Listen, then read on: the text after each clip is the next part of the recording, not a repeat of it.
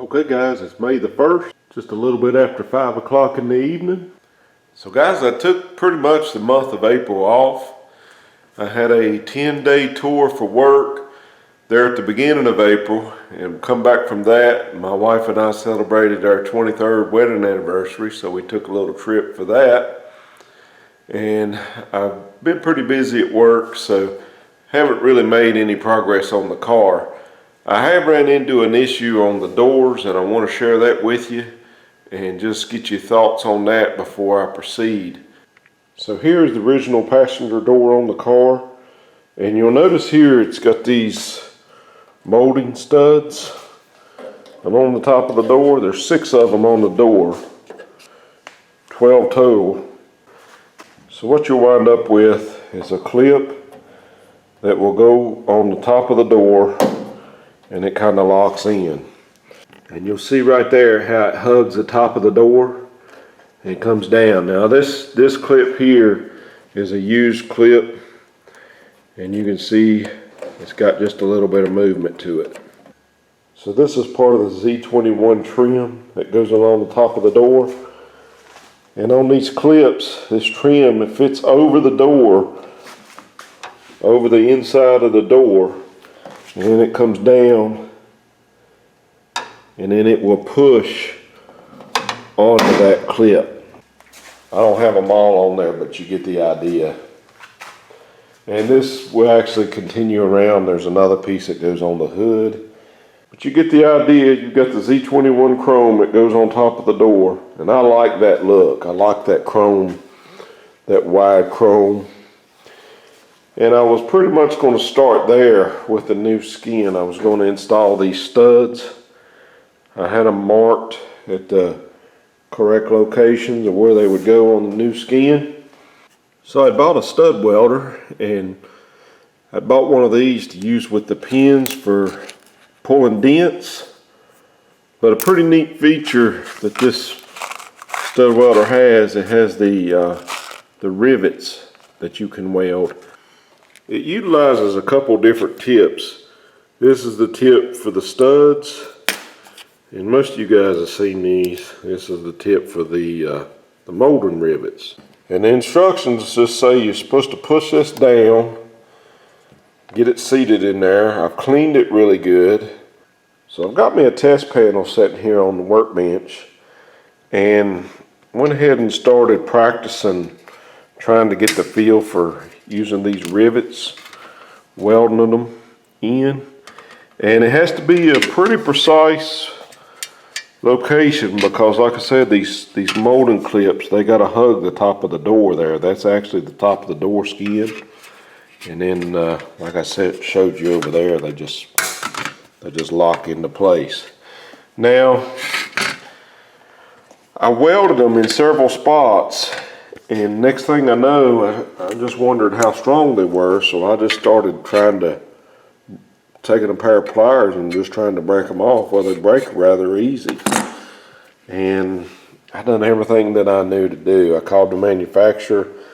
They were kind of puzzled about it. They thought maybe it was the gun. I've tried the studs. You can see where I welded the studs on. And you can see the only way they're coming off is if you grind them. And there's about 1 second trigger pull on those. So the manufacturer seemed to think that it wasn't necessarily the gun. They really didn't know what to tell me. They said if anybody was close to me and I could maybe go to their place and try one, which I think I do have one friend that's local, that I can go use his gun and see what will happen. But I'm just really not sure what the problem is, why these rivets won't hold. This metal's pretty dirty because it's been laying around the garage for a few weeks, but I've cleaned spots on it. I've come in behind the rivets and I've actually cleaned them up. And I did get one that when I broke it, it left a hole in the base metal, and that's what the originals do. I've got the original door skins laying down there over the bank in a scrap metal pile, and when I went down there and tried to pull some of them off, every time I pulled them, they left a hole in the base metal, which is a symbol of a good weld. I just don't know about the rivets. Thought we'd do one here on camera, and I'll show you what it's doing. And if anybody's got any thoughts as to why it's doing that, I'd like to know. I'm just at a loss on it. So I'll get set up and I'll bring you back. So when I talked to the manufacturer about my stud welder, one of the things they asked me about was the power, and asked me if I was using an extension cord or anything like that, and I've got it plugged directly into the wall. Everything in the garage here, each wall pretty much has its own 20 amp circuit, and I know it's just not a power problem.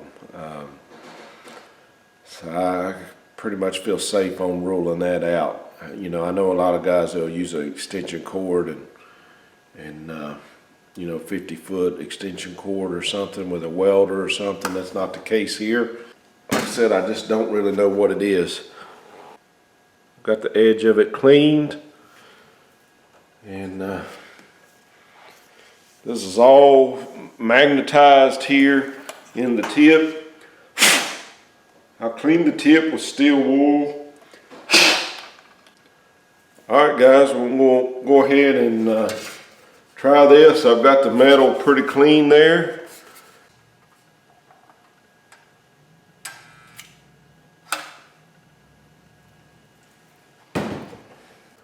Right there's the one we just did.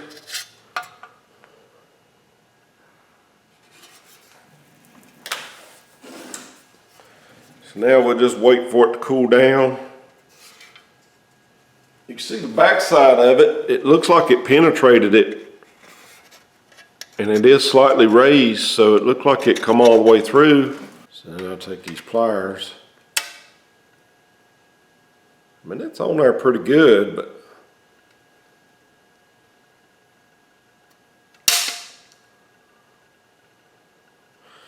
you can see it don't take a lot of force to break it off. Even when I broke it, it's still kind of sitting on top of the metal.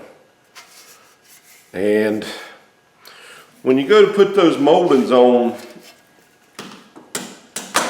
you're hooking it into the top of the door, and you actually put a lot of pressure down on those studs to get it to slide over them clips. And I'm just worried about it. I'm worried that I'll have a door painted and I'll be going to put them clips on and the studs will break. Well, anyway, that leads us to plan B. So plan B involves screws, which I didn't want to use screws, but at this point, I don't know what else to do. And the screws, see if I can get it to focus. So guys, I can't get the camera to focus, but the screws have a little standoff right here, and then it's threaded. And then you can see the head of the screw looks exactly like the head of those rivets. And it, same principle.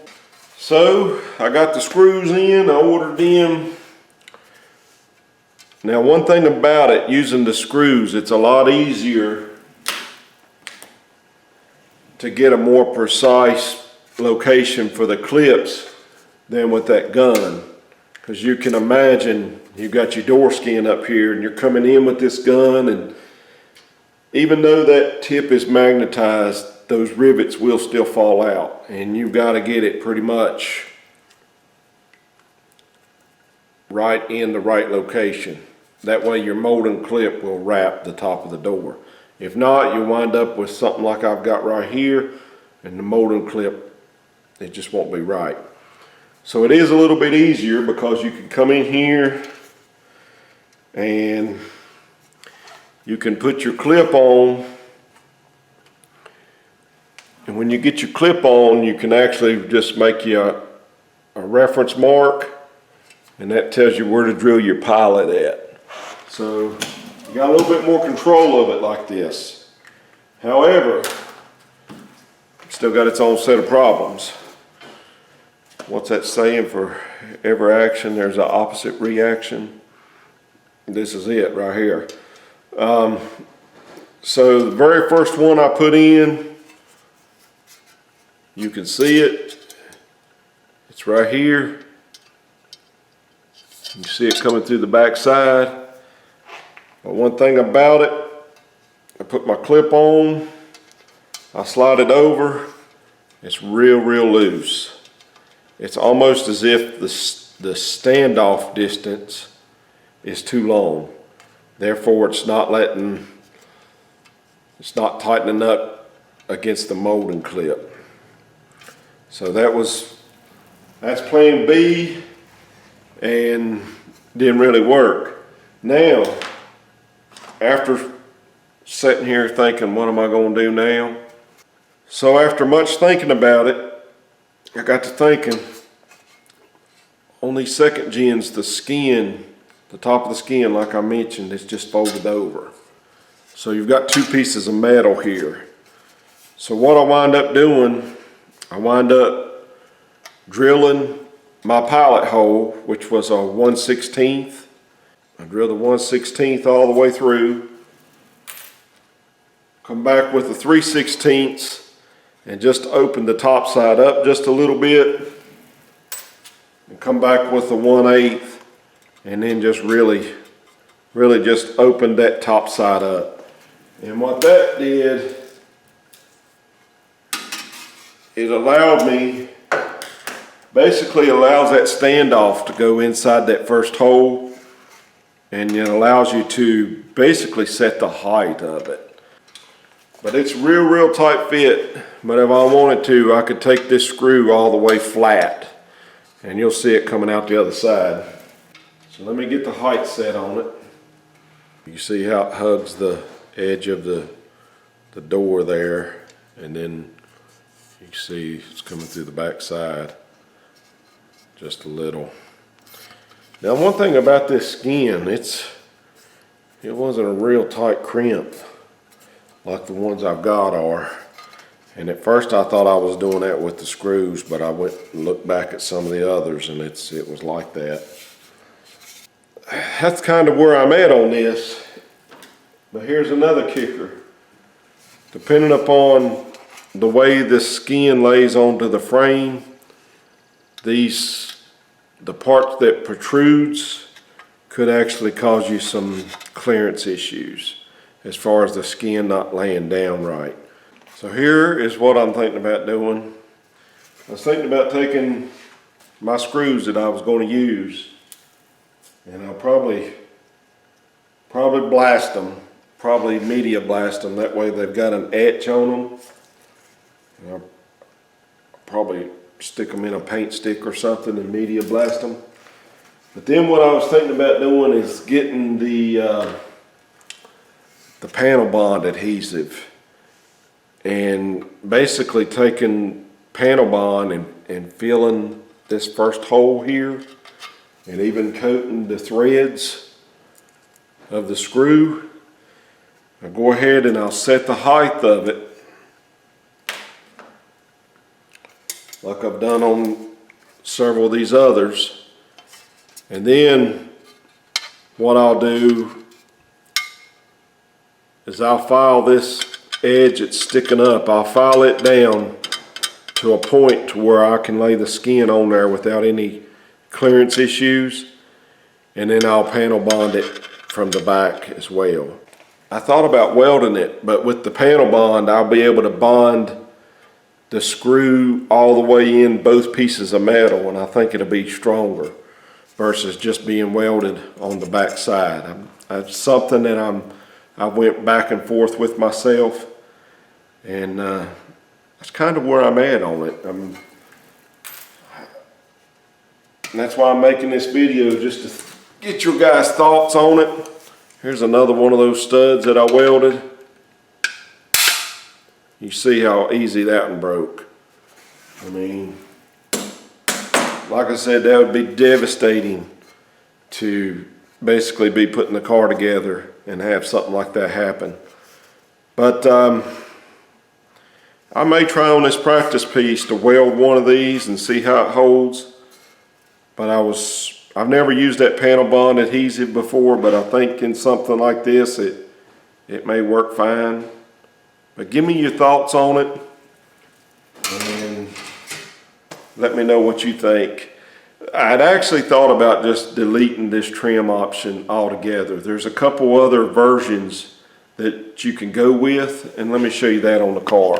For example, this 81 door, they call this a thin chrome bead, and it's built onto the weather strip. Of course, you can see the weather strip is rotted here, but it would actually lay over just a little bit, and it would actually stop short of the A-pillar here. And then there's another one that's called a wide chrome bead trim, and it would actually come out to about right here, and then the weather stripping would lay just beyond it. So you'd have it'd be wider than this, not as wide as the Z21 chrome, but it would be just a little bit wider chrome bead all the way down, and it would stop here. And if I did that installs from the back side of the door. And if I use that part, then I just do away with the rest of the Z21 on the fenders and on the hood. Now the hood, I was going to run a cow hood. I was going to take a piece of the full hood trim and I was going to cut it right where the rise of the cow starts, and I was going to bring it in like that. So you'll see on a cow hood, if somebody's put a cow hood on, most of the time this will be the last piece, but I was actually going to try to make a piece to fit the cow hood, and I think it would look really cool. I think it'd look tricked out, really. That's kind of where I'm at, and I kind of went round and round with this thing for the last week or so, just out here piddling around with it. Like I said, guys, give me your thoughts on that. Filling this hole up here with the panel bond, and then if you got any thoughts about these studs, why they wouldn't be holding any better than that, let me know. So guys, that's kind of where I'm at. The first roadblock of many, I'm sure, on these doors, but got to make a decision pretty quick so I can continue to move forward. So if anybody's got any suggestions, I'd like to hear it, and appreciate everybody watching and everybody following the channel. I have a little bit more progress. I'll be back online. Thank you, guys.